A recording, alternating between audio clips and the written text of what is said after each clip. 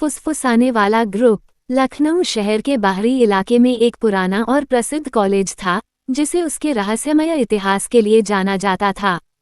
छात्रों के बीच एक कहानी चलती थी, एक गुप्त चैट ग्रुप के बारे में जिसे फुसफुसाने वाला ग्रुप कहा जाता था। कहा जाता था कि इसमें जुड़ने वाले लोग कभी वापस नहीं आते थे। एक ठंडी अक्टूबर की रात 5 दोस्त रवि, सुमित, प्रिया, अदिति और नील कॉलेज के हॉस्टल के कमरे में बैठे हुए थे। सुमित, जो हमेशा रहस्यों को खोजना पसंद करता था, ने उस ग्रुप की बात छेड़ी। रवि, जो टेक्नोलॉजी का मास्टर था, ने ग्रुप को ढूंढने का चैलेंज लिया। थोड़ी ही देर में उसने ग्रुप को ढूंढ निकाला।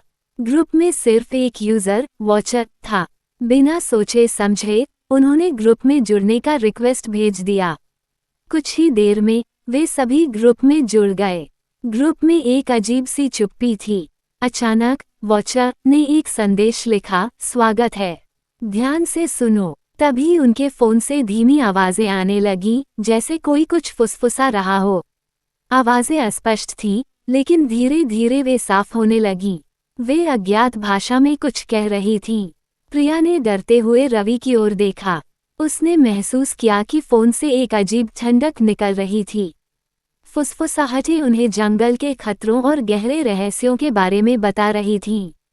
अदिति ने हंसी में बात उड़ा दी कि यह शायद कोई मजाक हो।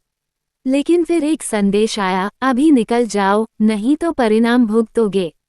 नील, जो सबसे शांत और समझदार था, ने सबको ग्रुप छोड़ने की सलाह दी। लेकिन रवि ने जिज्ञासा से ग्रुप में रहने का फैसला किया। फुसफुसाहटें तेज हो गईं और तभी कमरे की बत्तियां टिमटिमाने लगीं।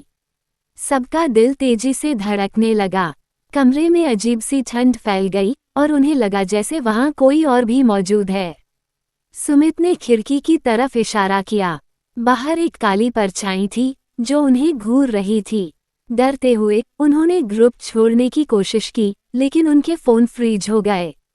स्क्रीन पर वॉचर का एक संदेश था, तुम्हें चेतावनी दी गई थी। फुसफुसाहटें अब चीखों में बदल गईं, उनके कानों में गूंजने लगीं। बाहर की परछाई अब दरवाजे की तरफ बढ़ रही थी, उसका आकार अजीब और डरावना हो गया था। डर के मारे प्रिया ने अपना फोन दीवार पर दे मारा और वह टूट गया।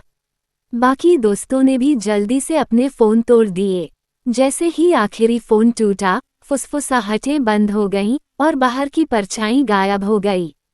घबराए हुए दोस्तों ने कसम खाई कि इस घटना के बारे में किसी से कुछ नहीं कहेंगे। उस रात के बाद उन्होंने फिर कभी उस चैट ग्रुप का नाम नहीं लिया और नए फोन खरीद लिए।